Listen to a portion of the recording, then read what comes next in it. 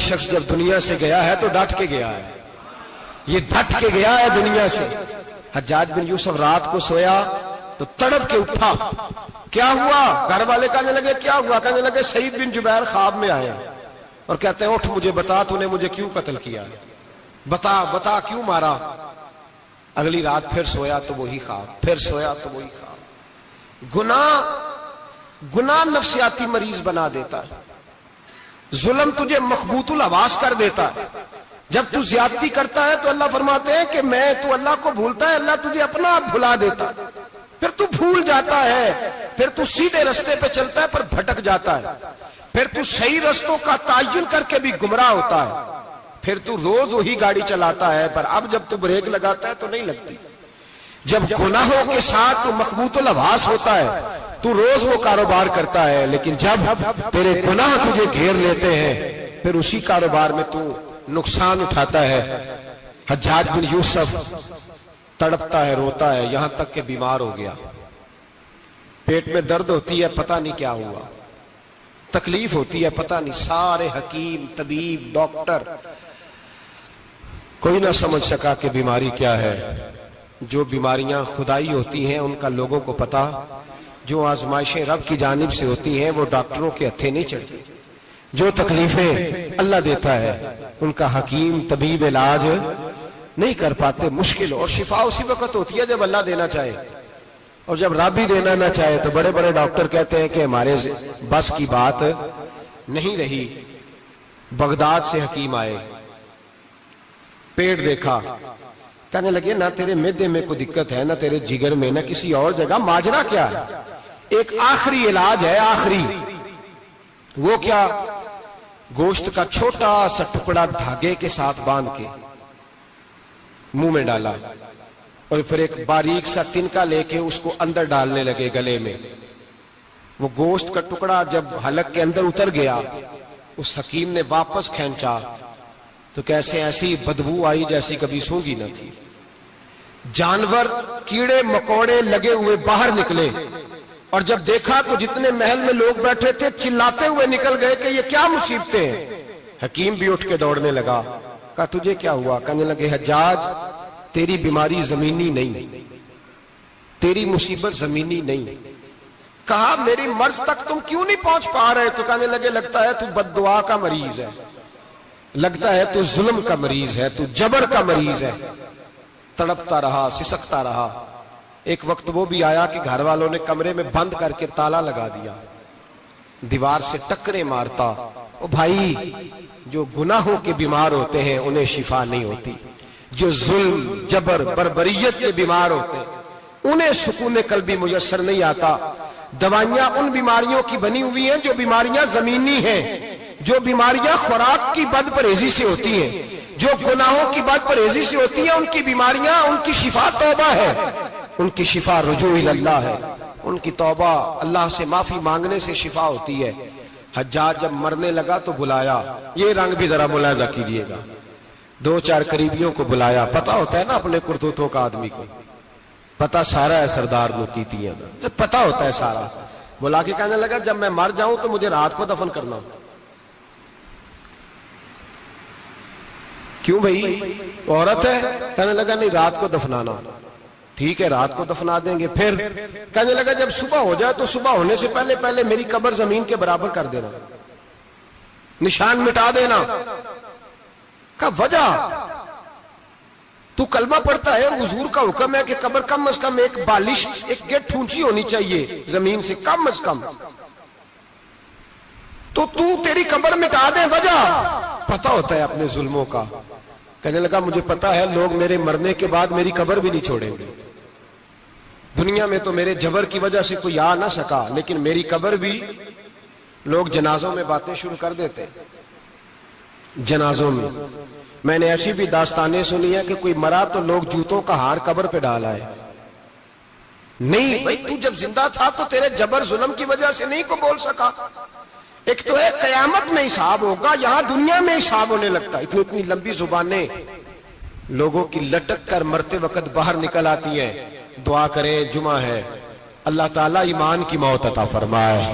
دعا فرمائے رب تعالیٰ اللہ تبارک و تعالی توبہ کر کے جانے کی توفیق عطا فرمائے، جاگے جاگے اور سنے اور دعا کرے، اے اللہ تو ہمیں ظلم سے ویسے ہی محفوظ فرما، اگر ہم زیادتی کرنے لگے تو اے اللہ ہمیں اس سے منع فرما، ہمیں اس سے تو یہ توفیق دے کہ ہم باز آ جائیں اس گناہ سے۔ اللہم صلی علی محمد وعلی آل محمد كما صليت على إبراهيم وعلى آل إبراهيم إنك حميد مجيد اللهم بارك على محمد وعلى آل محمد كما باركت على إبراهيم وعلى آل إبراهيم إنك حميد مجيد۔ میرے بھائی، ایک تو دنیا میں سزا ہے، پھر قیامت کی سزا ہے، اور وہ زیادہ سخت ہے، وہ زیادہ سخت ہے۔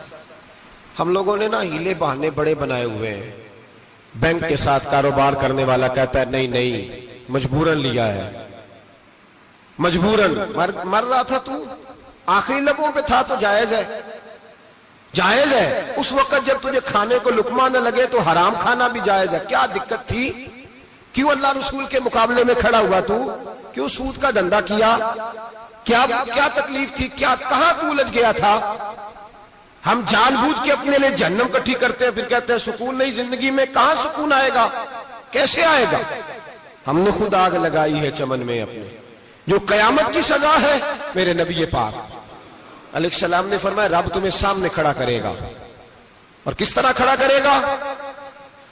فرمایا لوگوں کے وجود سے کپڑے اتر جائیں گے، زمین اس طرح دہکے گی جس طرح تانبا زمین پہ رکھا جائے اور آگ جلائی جائے۔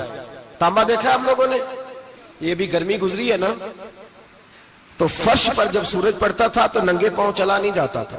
صحیح کہہ رہا ہوں؟ ننگے پاؤں، بچے کا پیر زمین پہ لگتا تو چیخ اٹھتے ہیں، کہتے ہیں اوہ جل گیا پیر۔ حالانکہ یہ فرش دنیا کے، اور اگر تانبے کے اندر خاصیت ہے کہ اگر کوئی دھات جلدی اور زیادہ گرم ہوتی ہے تو وہ تانبا ہے۔ میرے نبی نے مثال دی تو اس کی دی جو سخت تھا، فرمایا تانبے کی طرح زمین تپائی جائے گی، اور پھر ننگے پاؤں رب تمہیں کھڑا کرے گا۔ آج سورج کی پشت تمہاری جانب ہے، قیامت میں منہ تمہاری جانب ہوگا۔ نیزہ آپ نے دیکھا ہوگا، نیزہ ہوتا تھا، فرمایا یہ جو تم نیزے دیکھتے ہو صرف 1.25 نیزے کے برابر سورج قریب آ جائے گا، اور پھر اللہ تمہیں سامنے کھڑا کر کے تم سے سوال جواب کرے گا۔ اور حضور نے کہہ دیا ہے تو اب کسی نعت خواں کے کہنے سے بات بدل سکتی، کسی پیر کے کہنے سے جملہ بدل سکتا، کسی خطیب کے کہنے سے فکر نہ کرنا وہ سامنے جنت پڑی ہے، اب بات بدل سکتی؟ خدا کی رحمت پر بھروسہ رکھنا ضروری ہے، نبی پاک کی شفاعت کی امید رکھنا، بولیے۔ لیکن جو حضور نے بیان کیا ہے اس کو ماننا بھی یہ بھی ضروری ہے۔ میرے نبی پاک نے فرمایا اللہ تم سے حساب لے گا اور اللہ پوچھے گا، تم نے جواب دینا ہے۔ حضور کس کس شے کا؟ فرمایا جو پہنتے ہو اس کا جواب نہیں دینا، جو کھاتے ہو اس کا جواب نہیں دینا، جو اللہ کے راستے میں دیتے ہو اس کا جواب، باقی ہر شے کا جواب دینا ہے۔ ادھر جو پلاٹ ہے اس کا بھی جواب دینا ہے، اور وہ جو بچوں کو پیسے بتائے ان کا بھی جواب دینا ہے، جو چھپائے ہیں ان کا بھی۔ ثم لتسألن یومئذ عن النعیم، جو کمیٹی اپنے محلے میں ڈالی ہے اس کا بھی جواب دینا ہے، جو سسرال کے علاقے میں ابا جی سے چوری ڈالی ہوئی ہے اس کا جواب بھی، سب کا جواب دینا ہے، تمام حساب کتاب۔ اور اللہ فرماتے ہیں میں سامنے کھڑا کر کے ہر سوال کا تجھ سے جواب، تجھے ہر سوال کا جواب صاحب اچھا یہ جو بڑے لوگ تھے وہ حساب سے ڈرتے تھے، ہم چھوٹے لوگ ہیں ہم حساب سے ہم نہیں ڈرتے، ہم کہتے ہیں دیکھی جائے گی۔ بڑے لوگ جو تھے وہ حساب سے، حضرت ابو بکر صدیق دعا کرایا کرتے تھے، دعا کرو اللہ مجھ سے حساب نہ پوچھے۔ حضرت عمر فاروق رضی اللہ تعالیٰ عنہ اپنے بیٹے سے کہتے تھے بیٹا اپنے باپ کے لیے رحمت کی دعا کرنا، میں درگزر والا ہوں، میں حساب والا کوئی نہیں۔ بڑے لوگ ڈرتے تھے، بڑے لوگ۔ حضرت عثمان غنی قبر پہ کھڑے ہوتے تھے تو داڑھی آنسوؤں سے بھیگ جاتی۔ غلام کہتے ہیں حضور 3 دفعہ نبی پاک نے آپ کو جنت کی بشارت دی ہے، 3 دفعہ بشارت دی ہے، تو آپ کیوں اتنا روتے ہیں؟ عثمان غنی فرماتے جس رسول نے مجھے جنتی کہا ہے اسی محبوب نے مجھے فرمایا تھا عثمان قبر آخرت کی منزلوں میں سے پہلی منزل ہے۔ اور آپ فرماتے میرے تو کمرے میں دیا گل ہو جائے تو مجھے ڈر لگتا ہے، اس میں تو مکمل اندھیرا ہے۔ آپ فرماتے کھڑکیاں بند ہو تو دم گھٹنے لگتا ہے، اس کو تو دروازہ ہی کوئی نہیں، روشن دان تک نہیں۔ بھائی جو بڑے تھے وہ ڈر رہے تھے۔ مولا علی شیر خدا نماز کا وضو کر کے کانپتے تھے، کانپتے۔ علی آپ مرحب کے سامنے نہیں کانپے، خیبر کا دروازہ اکھاڑتے نہیں کانپے، بدر احد خندق حنین اور خیبر میں نہیں کانپے، تو یہاں آپ فرمانے لگے مالک کے سامنے جاتے ہوئے ڈر آتا ہے۔ بڑے لوگ کانپتے تھے، بڑے لوگ۔ آج کون سا جمعہ ہے؟ سارے بولیے۔ حالانکہ یہ اگلے سال دوبارہ آئے گا، ہمارا نہیں پتا کہ ہم ودا ہو جائیں کہ کیا بنے۔ یہ کون سا جمعہ ہے؟ آیا جمعۃ الوداع، آئے ہم پڑھیں۔ آج ایک فکر لے کر کے جانا، ایک سوچ، جہاں روز رات کو بیٹے کی ٹینشن، بیٹی کی ٹینشن، بھائی کی ٹینشن، پوتے کی ٹینشن ہوتی ہے نا، ایک ٹینشن اور اپنے آج ایک ٹینشن بڑھا لو، قبر کی ٹینشن پیدا کر لو، قیامت کی تھوڑی سی فکر کر لو، تھوڑی سی، ایک لمحے کے لیے صحیح تھوڑا خیال پیدا کرے۔ حضرت حسن بصری نام سنا ہوا ہے نا، یہ حضرت علی کے شاگرد ہیں، نبی پاک کے گھر میں آ جاتے تھے کئی دفعہ، بچے تھے جب۔ حضرت حسن بصری تابعی ہیں، فرماتے خانہ کعبہ میں عمرہ کرنے گیا، طواف کعبہ کر رہا تھا تو بڑا عجیب منظر ہوا، رات کی تنہائی ہوئی۔ اس وقت کئی دفعہ طواف بند بھی ہوتا تھا، اس لیے کہ رش کم ہوتا تھا تو رات کو سب سو جاتے۔ کہتے رات ذرا گہری ہوئی تو لوگ اپنا اپنا خیمہ لے کے جاتے تھے، اب تو ہوٹل ہے نا تو خیمے لگتے تھے، لوگ خیمہ لے کے جاتے تھے، جہاں جگہ ملتی تھی خیمہ لگا کے رہتے تھے۔ فرماتے میں رات کو سویا خیمے میں، ایک دردناک آواز آئی، میٹھی ہے دھیمی ہے پر درد بڑا ہے۔ کوئی رونے والا رو کے کہتا ہے اللہ حساب قیامت میں مجھ سے نہ لینا، اے اللہ تنہائی میں جتنا مرضی حساب لینا پر لوگوں کے سامنے نہ لینا۔ اور پھر کہتا ہے اللہ فضل تو تب کرے جب تو میرا حساب پوچھے ہی نہ۔ پھر چند منٹ گزرے تو پھر وہ رونے لگا، میرے کانوں میں آواز آئی، کہنے لگا اے اللہ حساب تو ان کا لیا جاتا ہے جو حساب کے قابل ہوتے ہیں۔ اعلیٰ حضرت کہتے ہیں نا رضا سے تو کیا حساب لے گا، رضا بھی کسی حساب میں ہے۔ اے اللہ میں قابل نہیں، مجھ سے حساب نہ لینا۔ کہتے تھوڑی دیر گزری تو پھر وہ رونے لگا، پھر ذرا سانس سنبھلے تو پھر کہنے لگا اے اللہ میں تو لوگوں کو کوئی بندہ حساب پوچھ لے تو نہیں دے سکتا، میں تجھے کیسے حساب دوں گا۔ پھر تڑپنے لگا۔ کہتے تھوڑی دیر گزری تو پھر ایک لفظ انہوں نے کہے رونے والے نے، کہنے لگے اللہ دیکھ تیرے محبوب کا فرمان ہے جو معافی مانگے تو اسے معاف کر دیا کرتا ہے۔ اے اللہ میں معافی مانگنے آیا ہوں اور مسجد نہیں آیا، میں کعبۃ اللہ ہی آ گیا ہوں۔ کہتے ہیں وہ اتنا روئے کہ چیخ آئی ان کی، اور جب دھڑام سے کوئی زمین پہ گرا تو میں پریشان ہوا کہ اب تو بے ہوش ہو گیا۔ فرماتے ہیں میں زور سے اٹھا فٹافٹ اور اس شخص کی طرف بڑھا، میرے دل میں خیال ہے کوئی گناہگار ہے بیچارہ، تو چلو میں بھی دعا کرتا ہوں، اس کو کہتا ہوں بیٹے فکر نہ کر اللہ تیری مدد کرے گا۔ فرماتے ہیں میں گیا اس نیت کے ساتھ کہ میں کہوں گا چلو اٹھو تم بھی دعا کرو میں بھی کرتا ہوں، اللہ ہم سے حساب نہ پوچھے۔ کہتے میں گیا تو وہ شخصیت بے ہوش پڑی تھی، کالے سیاہ بال ان کے چہرے پہ بکھرے ہوئے تھے۔ کہتے لوگوں جب میں نے زلفیں ہٹائیں چہرے سے تو میرا وجود کانپنے لگا آسمان ٹوٹ پڑے گا، زمین پھٹ جائے گی، ستارے بکھر جائیں گے، آج بہہ جائیں گے سمندر۔ فرماتے میری چیخیں نکل گئی، یہ کوئی گناہگار تو نہیں، یہ تو حضرت فاطمہ کے پوتے امام زین العابدین ہے، یہ تو امام حسین کا وہ بیٹا ہے جو کربلا میں تنہا بچے تھے۔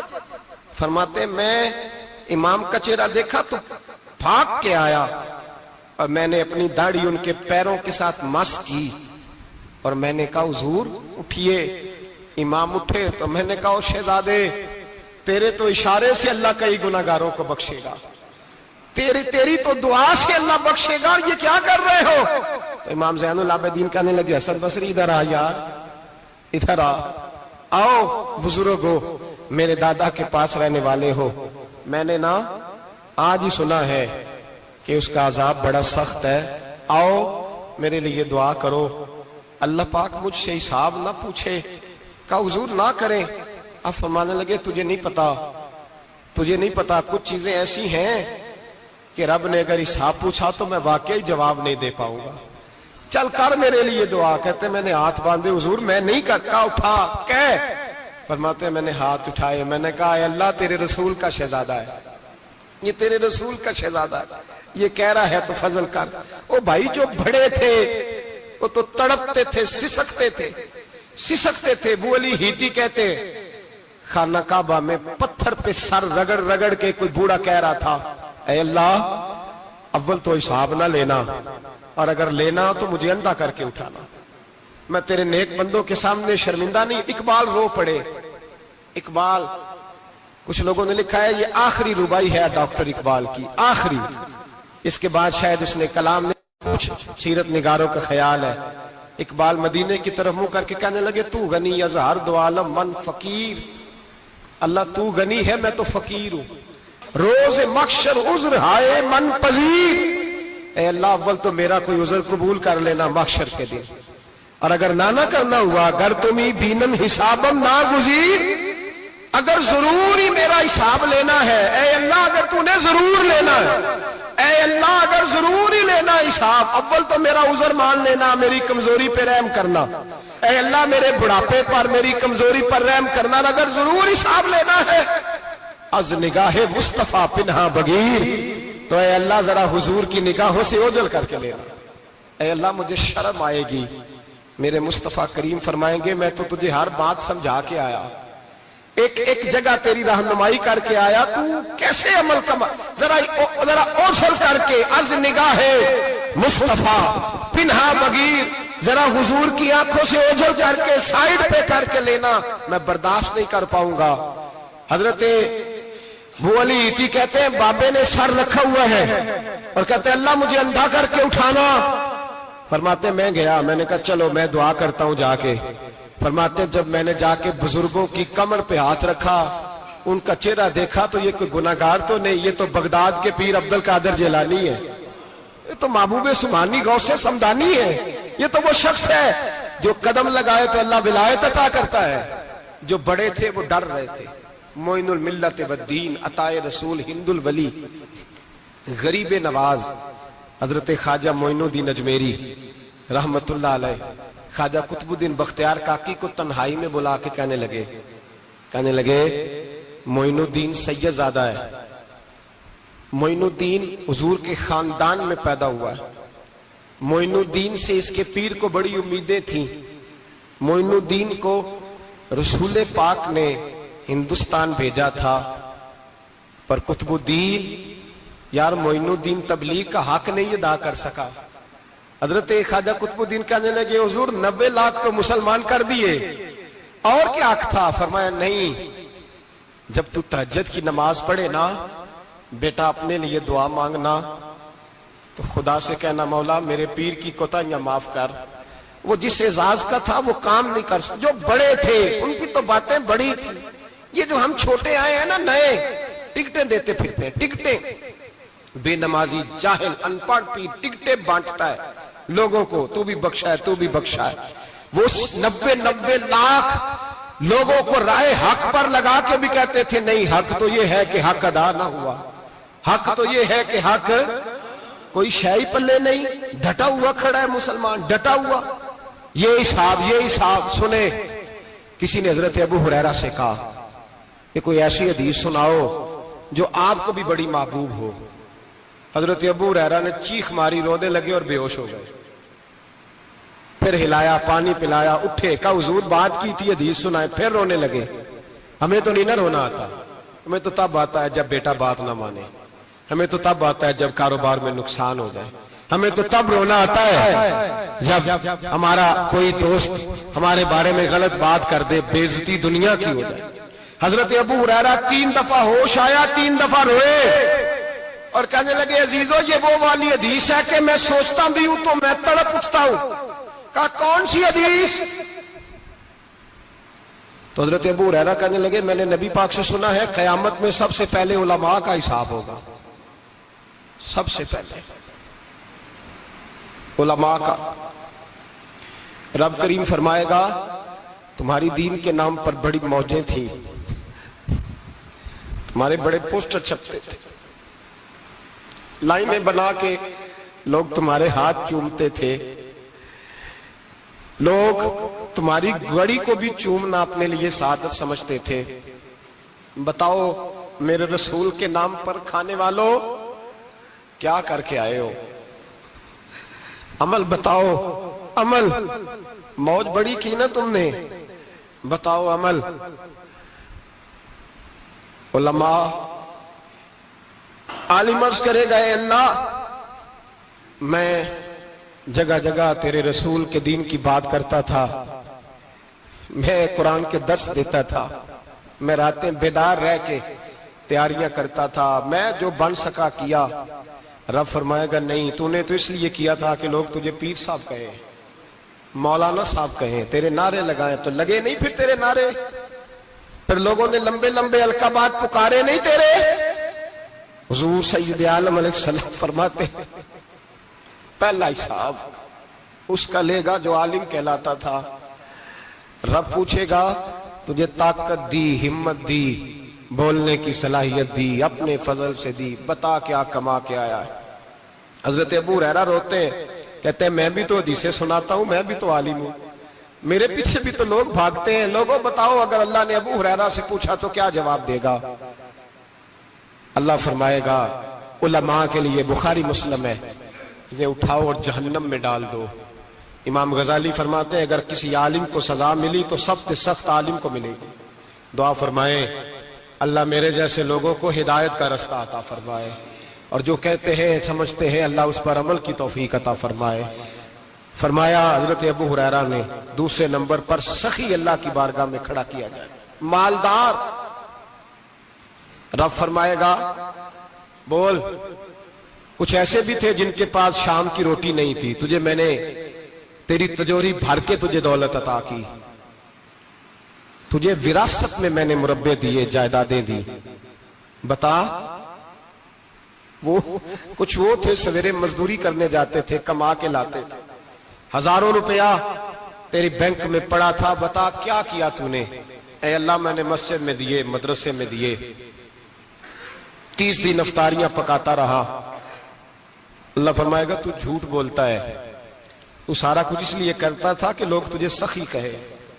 ہاں ہاں تیرا اعلان ہوا مسجد میں، لوگوں نے کہا وہ دیکھو کتنے پیسے دے رہا ہے، اس کا وہ دیکھو نام لکھا ہوا ہے ہسپتال کے ایک کونے میں کہ یہ والا بلاک فلاں سیٹھ صاحب نے بنایا، یہ دیکھو لکھا ہوا ہے کہ یہ کمرہ مدرسے کا اس نے بنایا، تو لکھ دیا گیا، نعرے لگ گئے، اب جا دوڑ جا۔ اللہ جہنم میں پھینک دے گا۔ فرمایا پھر شہید کھڑا کیا جائے گا۔ ہاں بھئی تجھے طاقت دی، ہمت دی، بتا کہاں خرچ کی، کہاں؟ اے اللہ شہید ہی ہو گیا۔ فرمایا وہ تو اس لیے ہوا تھا کہ لوگ تجھے شہید کہیں، بہادر کہیں، تیرے نام پہ روڈ کا نام رکھا جائے، تمغہ حسن کارکردگی ملے سو مل گیا۔ میرے لیے بتا کیا کر کے آیا ہے میرے لیے، اسے اٹھاؤ اور جہنم میں پھینک دو۔ بھائیو عذاب کڑا ہے، عذاب سخت ہے، حساب سخت ہے، اور جو حساب لینے والا ہے اس کو میں نا تراویح ہو رہی تھی تو قاری صاحب نے ایک سورہ یاسین شروع کی، وَامْتَازُوا الْيَوْمَ أَيُّهَا الْمُجْرِمُونَ۔ اللہ فرماتا ہے قیامت میں میں کہوں گا مجرم جو ہے نا وہ صفوں سے باہر آ جائے، صفوں سے باہر آ جائے۔ ایک ہمارے فزکس کے ٹیچر ہوتے تھے، تو بڑی سخت چھڑی مارتے تھے. تو جب وہ قد بھی بڑا تھا, جلال بھی بڑا تھا, اور اصول بڑے اچھے انسان تھے لیکن سخت تھے, تو مجھے یاد آتا تھا کہ جب وہ سویرے آ کے کہتے جس نے کام نہیں لکھا وہ باہر نکل آئے. 2 قسم کی چوٹ لگتی تھی. ایک تو خیال یہ آتا تھا کہ شرمندگی بڑی ہوگی کہ سارے اسٹوڈنٹ بیٹھے ہیں اور 2 3 4 ان کو کہا وہاں مرغے بن جاؤ, بڑی شرم آتی تھی. اور پھر جب وہ مارتے تھے تو اتنا سخت مارتے تھے کہ کئی کے دن تکلیف رہتی تھی, بتایا نہیں جاتا تھا. وہ اسٹوڈنٹ بتاتے تھے کہ یار اس سے بچو کسی بھی طریقے, اور کسی کا کام رہ بھی جاتا تھا کہتے تھے اس پیریڈ کی ڈیوٹی سبق یاد کر کے آنا ہے. سخت ٹیچر کے بارے میں تیرا میرا یہ رویہ ہے. تو یاد آ رہا تھا جب وہ کہہ رہے تھے نا وَامْتَازُوا الْيَوْمَ أَيُّهَا الْمُجْرِمُونَ, تو میں صف میں کھڑا تھا تو 2 قطرے میرے بہہ گئے آنسو کے. مجھے ساتھ بچہ کہنے لگا طبیعت ٹھیک ہے. میں نے کہا طبیعت تو ٹھیک ہے, کچھ یاد آ گیا ہے کہ میدان محشر میں یہاں تو چھپے ہوئے ہیں نا عیب, چھپے ہوئے, اور بھائی رب بڑا کریم ہے, عیبوں کے باوجود نوازتا ہے. میرا دعویٰ یہ ہے اگر ہمارے عیب کھل جائیں, لوگ ہمیں دھرتی پہ جینے نہ دیں, لوگ جینے نہ دیں, نکال دیں, اپنے بھی ہمیں برداشت نہ کریں, یہ تو اس کا کرم ہے. پتہ سارا ہے سردار نو کیتیاں دا, پردہ چپایا ہی تیرا پلا ہو سی. وَامْتَازُوا الْيَوْمَ أَيُّهَا الْمُجْرِمُونَ, اللہ فرمائے گا مجرم باہر آ جائے. یا اللہ کیا ہوگا جب سوال جواب ہوں گے؟ تو رب فرماتے ہیں تیری زبان پہ مور لگا کے بند کر دوں گا, تیرے ہاتھ بولیں گے, پیر بولیں گے, سر بولے گا, پیٹ بولے گا. اس وقت کی فکر پیدا کریں, ٹینشن پیدا کریں. وقوع قیامت حق ہے. اور باندھ کے نا لوگ پیر باندھ کے زور کے ساتھ باندھتے. سگا بیٹا جب قبر میں دفن کرتا ہے نا تو وہ بھی کہتا ہے وہ کونا, یہ کونا تھوڑا سا مٹی کم ہے, یہاں بھی مٹی ڈالو. پہلے لوگ روزانہ جاتے ہیں, پھر ہفتے کے بعد, پھر مہینوں بیت جاتے ہیں. کچھ قبریں ایسی بھی ہیں جن پہ کھڑے ہوں تو لگتا ہے قبریں رو رہی ہیں اور کہتی ہیں جاؤ میرے گھر والوں سے جا کے کہو کوئی پھیرا ہی لگا جائے. ایک دفعہ آئے تو صحیح, کوئی مٹی نہیں ڈالتا. بادشاہوں کی قبریں روتی ہیں, سرمایہ داروں کی قبریں روتی ہیں, کوئی جاتا نہیں. اتنے اتنے موٹے سوراخ ہے قبروں میں, آپ اپنے شہر کے قبرستان پھر کے دیکھ لیں, سوراخ ہے. او بھائی حضرت مولا علی شیر خدا قبرستان گئے تو پہلے رونے لگے, پھر کہنے لگے قبروں والوں کیا حال ہے تمہارا؟ تو آپ فرماتے ہیں مردہ مجھے اندر سے بول کے کہنے لگا علی کفن پھٹ گیا, ہڈیاں ٹوٹ گئی, مال تو دے آئے تھے وارثوں کو پر حساب ہمیں دینا پڑ رہا ہے, تو بتا پیچھے کیا حالات ہیں. تو حضرت علی کہنے لگے تمہاری بیویوں نے اور نکاح کر لیے, تمہارے دوستوں نے نئے دوست بنا لیے, تمہاری اولادوں نے تمہارے بغیر جینا سیکھ لیا, تمہاری جائیدادیں بٹ گئیں, تمہارا پیسہ تقسیم ہو گیا. پہلے تو کوئی تمہارا نام لیتا تھا, اب تو تمہارا ذکر ختم ہو گیا. اب تو 1 2 نسل تک تمہارا ذکر تھا, اب تو تمہیں یاد ہی کوئی نہیں کرتا. کہتے ہیں لوگ یہاں کوئی رہا کرتا تھا, یہاں کوئی ہوا کرتا تھا, اب تو تم قصہ پارینہ قصہ ماضی ہو گئے.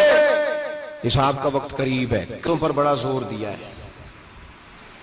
ایک اللہ کو ماننا, اور اللہ کو ماننے کا مطلب ہے نبی پاک کو بھی ماننا.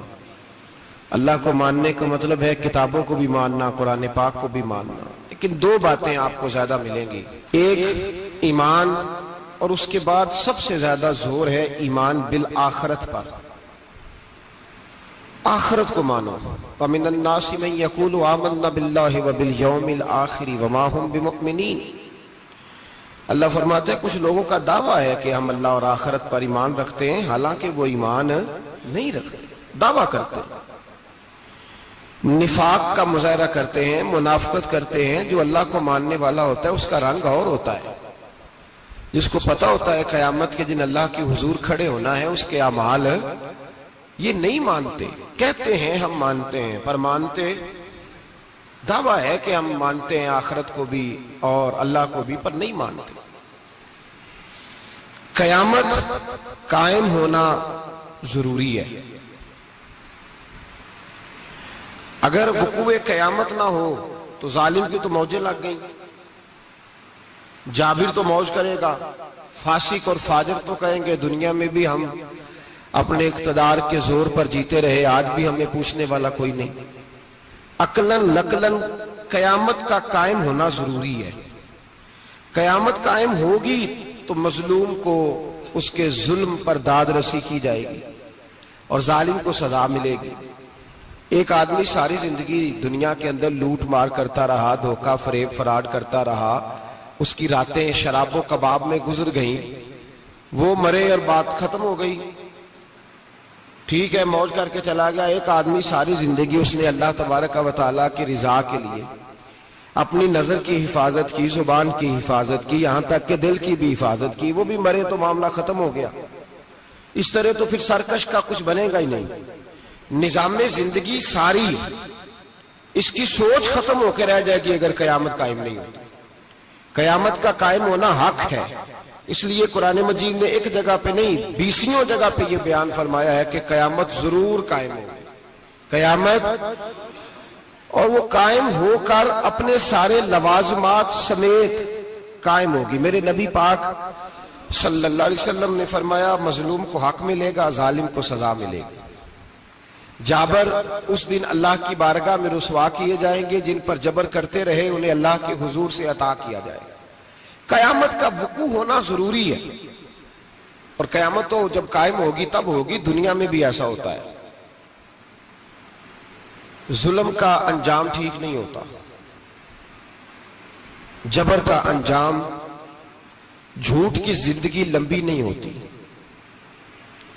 دھوکے فریب فراڈ ملمہ سازی ان چیزوں کی عمریں اللہ نے تھوڑی رکھی ہیں. اللهم صل على محمد وعلى آل محمد كما صليت على إبراهيم وعلى آل إبراهيم إنك حميد مجيد.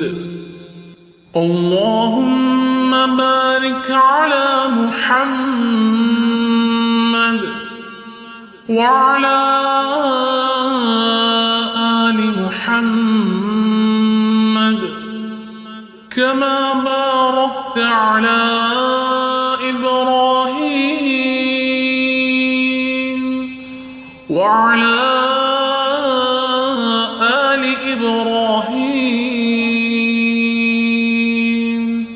إنك حميد مجيد. وقتی طور پر ظالم کو، دھوکے باز کو، جابر کو جو مہلت ملتی ہے وہ سمجھتا ہے میری سیاست کام کر رہی ہے، وہ سمجھتا ہے میں بڑا دانا ہوں، بڑا چالاک ہوں، دیکھ لو اتنے ظلم کے، جبر کے، دھوکے کے باوجود بنا ہوا ہوں. حالانکہ اللہ کی طرف سے اسے مہلت ملتی ہے اور بڑا ہی مہربان ہے. مہلت اس طرح دیتا ہے کہ میرے نبی پاک علیہ السلام نے فرمایا جب میرا مسلمان نیکی کرتا ہے تو اللہ فرشتوں سے فرماتا ہے 70 گنا بڑھا کے لکھ لو اس کی نیکی، 70 گنا. اور جب گناہ کرتا ہے تو اللہ فرماتا ہے ٹھہر جاؤ ابھی لکھنا نہ، اسے ٹائم دو. یا اللہ کتنا؟ فرمایا 24 گھنٹے تو دو، ہو سکتا ہے توبہ کر لے. یہ اس کی مہربانی ہے. اب وہ جو اللہ نے مہلت دی ہے نا کہ شاید توبہ کر لے، لوگ سمجھتے ہیں میری چالاکی کی وجہ سے نظام سیٹ چل رہا ہے، میں بڑا تیز ہوں، 2 4 5 باتیں بولتا ہوں سب صحیح ہو جاتا ہے.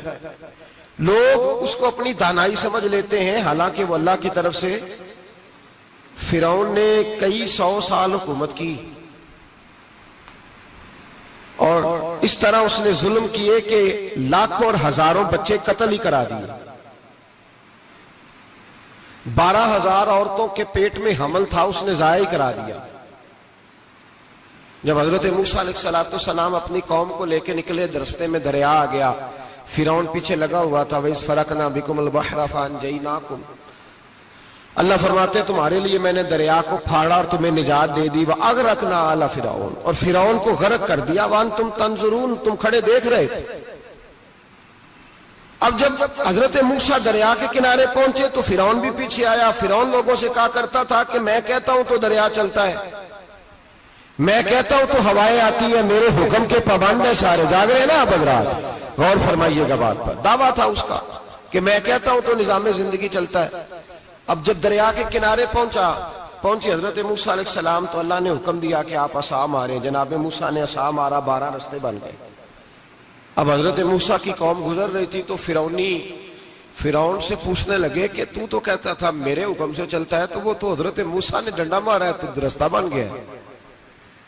باز نہیں آتا انسان باز بہانے بڑے ہیں اس کے پاس، بڑی دلیلیں ہیں، جھوٹ سچ بول کے اپنے آپ کو مطمئن کرتا ہے، آخر دم تک تبدیل ہونے کو تیار نہیں ہوتا، دلیلیں گھڑتا رہتا ہے، بناتا رہتا ہے، شور کرتا ہے جان بوجھ کے۔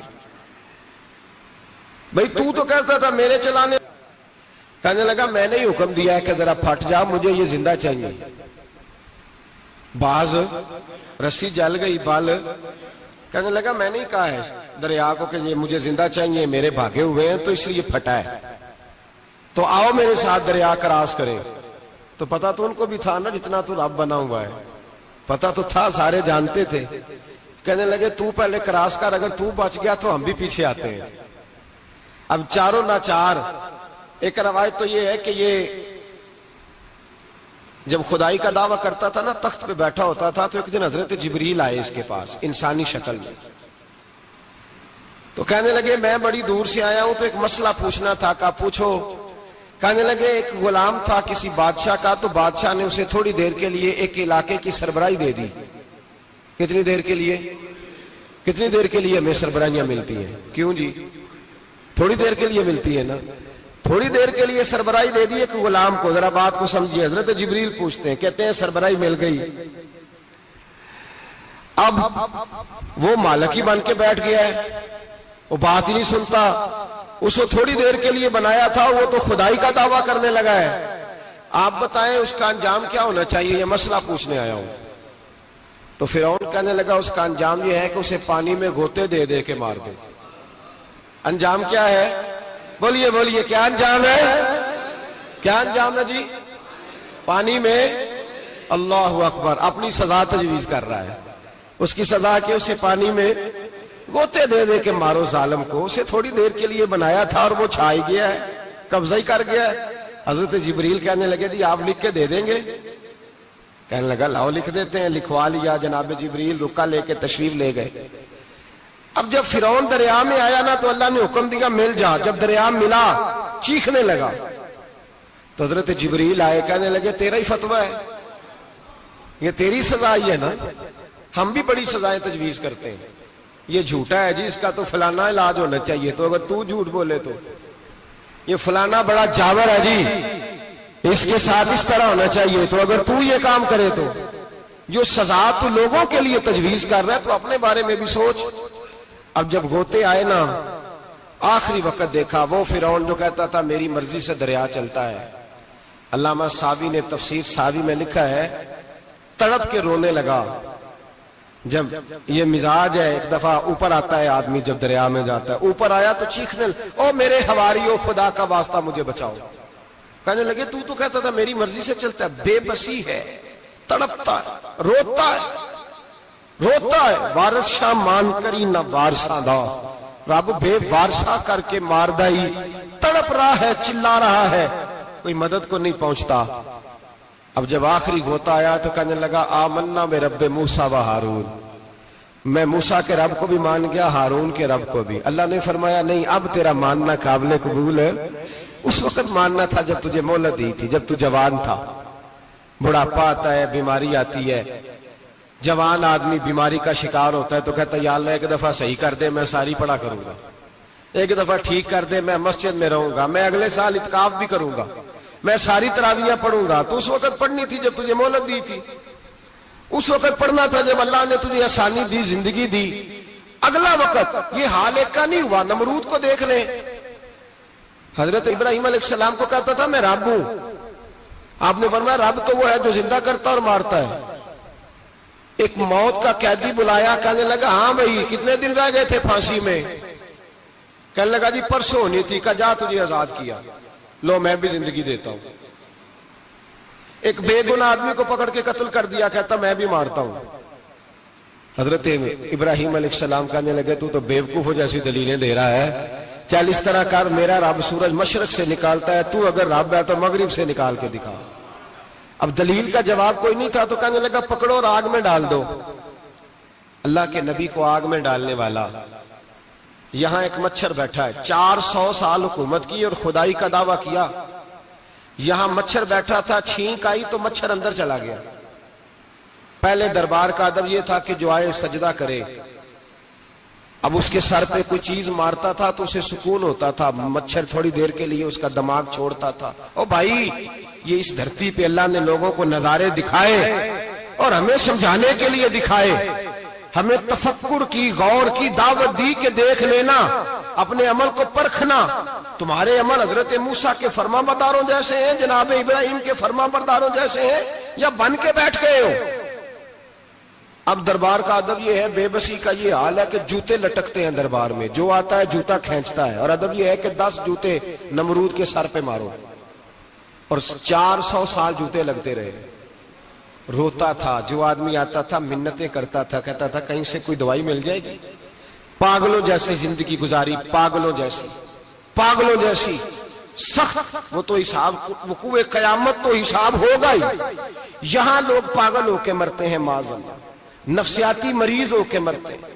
یہاں آخری وقت اتنا سخت آتا ہے کہ دنیا موت کی دعائیں مانگتی ہے. میرے بھائی جب انسان ظلم کرتا ہے تو بھول جاتا ہے کہ شاید مجھے پوچھے گا کوئی نہیں. جب وہ زیادتی کرتا ہے تو بھول جاتا ہے. جب وہ کسی کا حق کھاتا ہے تو وہ کہتا ہے شاید اس کا تو وارث ہی کوئی نہیں جس کو میں لوٹ رہا ہوں. لیکن جب اللہ کی پکڑ آتی ہے, حجاج بن یوسف ظالم تھا, اس نے اچھے کام بھی کیے تھے. قرآن پاک پر زیر زبریں آراب حجاج بن یوسف نے لگوایا. محمد بن قاسم کو ہندوستان سندھ کے علاقے فتح کرنے بھی حجاج بن یوسف نے بھیجا تھا. ساری خوبیاں اپنی جگہ پر, ظالم بہت بڑا تھا. کسی آدمی نے اس کے سامنے کونے کی طرف منہ کر کے ساتھ والے سے بات کر لی تو کہنے لگا میرے خلاف کیا, اس کو لے جاؤ, 2 ٹکڑے کر کے واپس لے آؤ. توتی بولتا ہے نا اقتدار, جب کسی کے ہاتھ اقتدار ہوتا ہے نا, وہ چاہے ایک گھر کا ہی کیوں نہ ہو, وہ 10 بندے فیکٹری میں کام کرتے اور جو ان کا مالک ہوتا ہے وہ کہتا میں مالک ہوں, مجھے مانو. جب تو صاحب اقتدار ہوتا ہے نا, جب تو سسر بن کے بیٹھتا ہے اور کسی غریب گھر کی بہو آتی ہے 2-4, تو کہتا میرا اقتدار ہونا چاہیے. جب میں کھانسنے لگوں تو ہر آدمی کے ہاتھ میں ٹشو پیپر ہونا چاہیے. جب میں بولنے لگوں تو بندھے ہوئے ہاتھوں سے ہر آدمی جی کرتا ہوا کھڑا ہونا چاہیے. جس آدمی کا, اور یہ کام بہو بھی کرتی ہے کئی دفعہ, وہ بھی کہتی ہے کہ تمہیں پتا نہیں میں کتنا لمبا چوڑا جہیز لے کے آئی ہوں. جب میں سونے کے لیے اپنے بیڈ روم میں جاؤں تو خبردار بوڑھے بابے کو اجازت نہیں کہ وہ کھانسے. اماں کو چاہیے کہ اگر اس کو بڑی سخت پیاس بھی لگی ہے تو میرے سوتے باورچی خانے میں برتن نہ کھٹکھٹائے. جو جہاں بھی جس اسٹیج پہ بھی بیٹھتا ہے وہ کہتا ہے کوئی نہیں مجھے پوچھنے والا, میں مطلق العنان ہوں. جوان بوڑھوں کا مذاق اڑاتے ہیں, سمجھتے ہیں شاید کبھی بوڑھے نہیں ہونا, مذاق اڑاتے ہیں. تندرست لوگ بیماروں کا مذاق اڑاتے ہیں, شاید کبھی بیمار نہیں ہونا.